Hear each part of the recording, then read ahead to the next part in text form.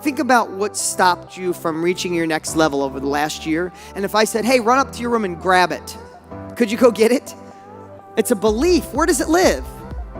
It lives in here. It lives in our hearts. When we overcome resistance and we try something, when we realize that whether it fails or succeeds, we succeed.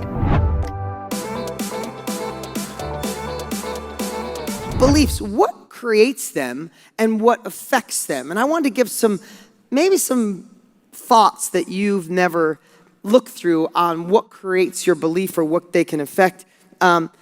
If you read my book, you know that I say the outside influences will affect your beliefs more than you realize. No matter how strong you are, sometimes we have to protect ourselves from the outside world. If you have a drinking problem, it's probably not a good thing to spend 7 nights a week in a bar, right? If beliefs are a hard thing to keep strong, what can we do from the outside world, right? We got the inner game and we got the outer game, right? We're working all the time on our inner game, isn't it? Sometimes it's a pain in the ass. You're just working on it. And then one thing from the outside world throws us off a cliff. Like, it's crazy. But what can you do to empower beliefs that bring you towards the direction you want to go, compared to bringing in things that empower beliefs that keep you small? So I always talk about the news. For me, I physically can't watch the news. I've been on a news diet for over 10 years now because I've never watched the news and got done and went, holy shit, I feel amazing. God, I feel good. Give my dad a call. Dad, you got to see the 7 o'clock news. You'll feel amazing. If you missed it at 5, you should see it at 7. No, because here's what I know. When's the last time you watched the news and you wanted to run out and really go after it and get life going? Or do you go, wow, things are really screwed up? I mean, think about what's on the news right now. I mean, I was in the gym yesterday. The only time I get glimpses of news without audio is when I'm at the gym and there's like 5 screens on. And then the funny part is it's like watching CNBC or CNN and Fox. It's like, are they both in the same country? Right? It's like, and so literally just seeing the subtitles is enough to screw me up. But think about that in all areas of your life. What in your life fuels a belief of doubt? And what in your life fuels a belief of hope and passion and drive? And I'm not going to go through all of them, but you need to identify them. Who in here, you don't have to raise your hand because maybe you brought them with you. You know what I mean? Just saying. Who in here will self-admit that your spouse or a friend brought you here kicking and screaming? Like drug you here? There's a go. Who's afraid to admit it, but it's true, right? It's like, I'm going to go there. And then, believe me, we'll convert you before you leave. You have no idea. You'll be reading my book tonight before you go to bed. But what affects you like news? If you watch the news or read the paper cover to cover and it alters your beliefs just a fraction, just a millimeter in a direction. Mary, are you starting trouble up here? It's good to have you here. If something alters you just a fraction, then it's putting you on a different course. So I would think about it. If you watch the news or read the paper cover to cover and you feel a little bit self-doubt, if you have a little bit of belief that like maybe now's not the time, then should you do more of that or less of that? Right? If you have a friend who you love dearly, sometimes we have friends for 20 years. Every time you're with them, it's like they have a battery charger and they plug it into you and they suck all the energy out of you. And when you're done, you're like, shit, maybe I should just go get a job and jump off a cliff. Like, we all have those friends. I mean, who has the friend that when your phone rings or you get a text, you go, shit. Should I get that now? And then the worst part is, like, sometimes you don't even want to wait for it to ring to go to voicemail, so you hit the end button, and they know it. And they're like, and they call back 3 more times, and then they text you, I know you sent me to voicemail. And I don't take voicemail, so that's really even terrible. But what affects you in that way? So I want you to start thinking, like, if we have to create beliefs that make us bulletproof, listen, I shared this yesterday. We have one life here. Are we gonna play this life full out? Or are we gonna go to our deathbed thinking we could have done more? Screw that. This is the time to go for it now. There's no better time than now. When we're gonna start someday, that someday will never come, right? So we have to protect ourselves. So are we gonna fill ourselves with the empowerment to drive the beliefs that we want or the beliefs that we don't? So if it's the news, if it's a negative person, if it's a certain activity you do that makes you feel bad about yourself, if there's something I said yesterday about working on your weaknesses, if there's something you feel like you have to do, but every time you do it, it makes you feel inferior or it robs your confidence, you have to find a way to get rid of that crap because our beliefs are the only thing that drive us here. Listen, we also have old programming. I talked yesterday about Ryan, the kid that works for me. He's 17, just turned 18 years old. His girlfriend's parents, every time they go there, are telling him, because he barely got out of high school, he graduated online, and he's deciding on a different path. I'm not knocking college in any way. What would we do without college and doctors and professors and all the things that are amazing? But it's not his path. But he goes, and because his girlfriend's parents, they're really tough on him, he feels like a loser when he's over there. But when he's there, they want him to go to school to be an engineer. They want him to go to school and have his degree because that's how they were programmed.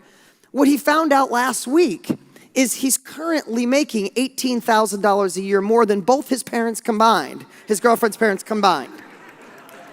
And better yet, he's happy every single day. The guy is lit up so much in our office, we have to calm him down because he's excited about everything. It's like, we got, you get new cups. He's like, did we get new cups in the office? These cups are amazing. It's like, all right. But here's the conversation we had. Because of old programming, the conversation we had was, my girlfriend's parents want me to go to school that makes me miserable. School's not for me. I could never do it. He had some similar, reason I have a liking to him because he has similar issues I had when I was in school. He's like, go to school for 4 years, which I hate, and then get in a job that I dislike to make less money than I'm making right now. But if I did that, they'd put their arm around me and say, congratulations. It's so counterintuitive, but we have old programming. I mean, listen, what I never understood is when you were in high school or college or just starting out life, you have these dreams, you have the aspirations, you have these big goals in some cases, right? And the world tells us that we're dreaming. I mean, think about when we want to step out from the line everybody else is having and go after our own shit and do our own thing, and people saying, hey, get real. Or when you get a Lola, you'll see that that's not. And all of a sudden, you start squashing your dreams. You start playing smaller in your own life to make people around you feel better. And here's the thing, you quit your dream, you quit your desire, and you take some job that makes somebody else happy, and all of a sudden, you get somebody's arm around you saying, hey, now you're finally growing up. Really? It's so, listen, I'm not saying this to make anybody sad because you're in this room now, but how many people in their 20s and 30s took a 5-minute job to make other people happy or just pay the bills until you could get to your goals, and then 30, 40 years went by? Trivet? Now, I don't say that to make it, but here's the thing, but you're in this room now.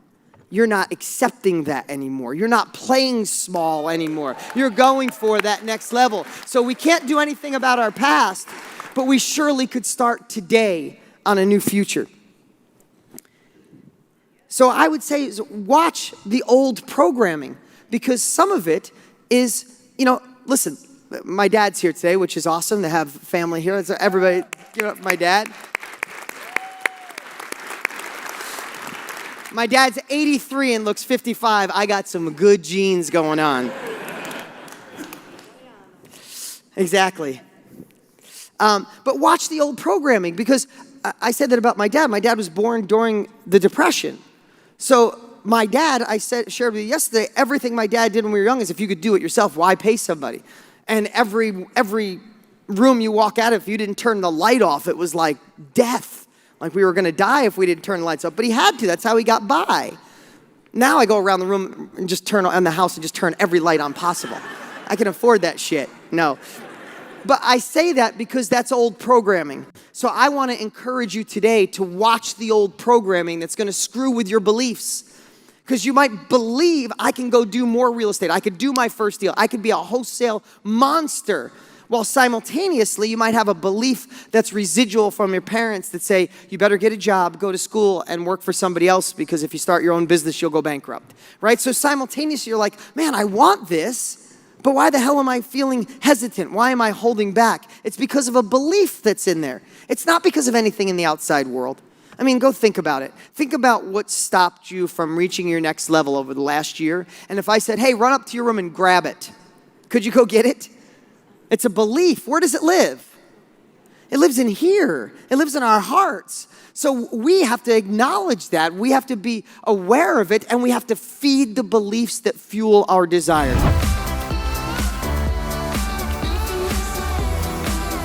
I'm reading an incredible book right now called The War of Art. Not the art of war, The War of Art. And I would suggest it to anyone.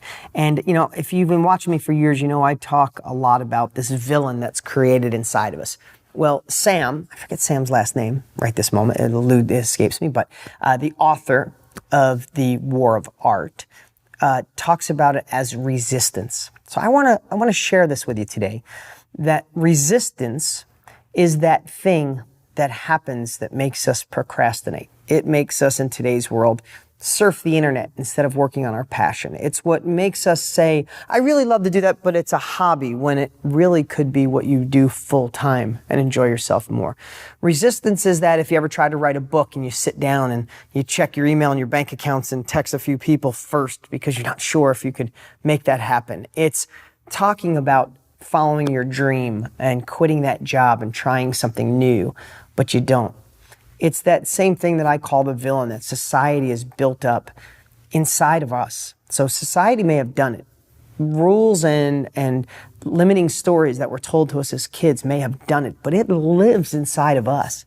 And we're the only ones that can defy it. So this morning, I was literally working out, and I had the earphones in and I'm listening to resistance, and I got goosebumps a couple times, because resistance, if you look at it as a foe, as someone that you have to overcome, somebody that you want to beat, someone you're not going to let win, kind of changes the game a little bit. It's almost like we get to be two different people. When you're passionate about something, let me give you an example. Right now, a couple months ago, I went with Tony Robbins, who's a good friend, and I spoke in China and Japan with him, and I was nervous. I was scared to death. It's a different country. It's a different world. It's a different language. I'm going to be on stage in front of 18,000 people. Tony doesn't put many people on his stage. I love the guy. I want to deliver to him. I was a nervous wreck. And when I look back at it now, it's because there was resistance, and that resistance is good. When you're nervous, that's good. When you do the same thing over and over, what do you get? You get bored. It's why you don't like your job. It's why things get mundane. It's because you're not fighting that resistance. Now, I'm sharing this with you today, and I'm getting on a plane right now. I mean, when I'm done here, getting on a plane and going to Australia to speak on stage again with Tony. Now, I'm a little nervous because it's different and I got to adapt, but that resistance is, I could go, no, it's different, but no, it's actually exciting. And here's the thing that I think we all, and if you're watching me for years, I talk about this stuff in different ways, but when we overcome resistance and we try something, when we realize that whether it fails or succeeds, we succeed. Because sometimes, do you know anybody, maybe yourself, that talks about, I'm going to write this book, and when I do, it's going to do this and this and this, but you talk about it so much that you talk all the way through the success, but you also talk your way in, oh, what if it fails? What if I look like a loser? What if I write my first book and no one buys it? What if it doesn't get published? Or what if I start that new company and I'm not smart enough, I'm not good enough? So resistance starts telling you all these stories, and it's easier to just talk about what you're going to do. The resistance is there because of life telling you, just conform, do what everybody else does, don't step out of the box too much. The resistance is there thinking it's going to protect you when really it's holding you back from being the best you possible. Mike, who's been filming me for years, I said, what did you think about this? He's like, well, I got that all the time, but how do I overcome the resistance? So here's what I'd like you to do this week. Not only look for the resistance, Look for that villain telling you you can't, or stopping you, or teaching you to procrastinate, or maybe you have an addiction, and I'm not going to go down like I know how to cure addictions, but sometimes these things happen because we want to go this way and we feel the resistance and we don't want to do it, or feel that villain telling us we can, or society's words, or this limiting story. We just go, let me go here for a quick high, whatever that is, whether it's sex, drinking, drugs, work addiction, gambling. I don't know what it is, but sometimes that flow. So how do we get it and power through that resistance who stands in our way? And what I'd like for you to think about this week is be the observer of your thoughts. I've been saying that for years. And when you decide you really want to write that book, start that new company, start the exercise routine, learn a new language, be a better parent, and something's holding you back, identify it. Don't just get the habit of going, well, I don't feel like I'm going to go here. Because that's what we get used to, and our brain has this flow, and it's like, we're going to try, no, we'll go over here. I'd like you to stop in your tracks. Be the observer of your thoughts and say, okay, if resistance had a voice, what would it be saying? And write it down. And then I'd like for you to say, I know this is simple, we've been talking about things like this for years. Is it true? And if you're not sure, Google it. Get some leverage. That's Tony Robbins' word. Get some leverage. Sometimes we say, let's just use an example of writing a book. I know how much resistance I had when I wrote this. This was my first book, totally fulfilled. Guys, I was in special reading till 10th grade. I didn't go to college because Mrs. Thompson in 7th grade, because I couldn't spell and I couldn't sound out words, she would tell me once a month, sound it out. Are you stupid? I mean, those words ring in my ear. So I just always thought I was stupid and didn't even consider going to college. I'm in special reading. I'm stupid. I was judged by an outdated scorecard. I was great in a lot of other things, but I just felt stupid because I couldn't read. But when I was going to write this, do you know how much resistance I had? I put this off and put it off. And then I started reading other people's books. I'm like, oh my God, I can't read their books. They're so much smarter than me. Then I did the first version of this book. I gave it to an editor and she literally said, I can't edit this. This is a 200-page conversation. You need to rewrite the whole book. I'm like, oh, there it is. I was right. I am too dumb. But it was all resistance with these lies. But no, if you read this book, I had a message to deliver. Yes, it is a 280-page conversation, but it's a pretty damn good one. But resistance almost stopped me. So what is stopping you? What resistance is stopping you from the life you're supposed to be? What if I didn't write this book? I might be doing something great, but I wouldn't have gotten my first New York Times bestseller and propelled me into doing these weekly wisdoms and real estate books and real estate education around the world, right? So this week, identify, give a voice to that resistance, write it down, and ask if it's true. And if it isn't true, then how can you listen to a lie? And if you think it might be true, Google it. Is it true that someone who barely graduates high school, who's in special reading, who has no formal education, who never took a damn class on how to write a book, who was broke when he wrote the book, it was just a transition period in my life, who never got a book published, is it true that that guy could write a book and get it published and it produced all over the world and be a New York Times bestseller? Yeah, it happened. Here it is. I didn't have any favors. I didn't have any friends in the book business. I didn't have somebody else. I wrote every word in this book. Now, I'm not talking about me like, hey, Dean's great. I'm just talking, I want you to see that there's more for you, and don't let this damn resistance hold you back. So I said that word about 500 times in this short period, but I really wanted to make an impact, and I hope it had an impact. What's up? What's up? Hey, before you go, you need to watch these next few videos. They're absolute game changers. Hurry up and click right over here and watch them, and I'll see you there.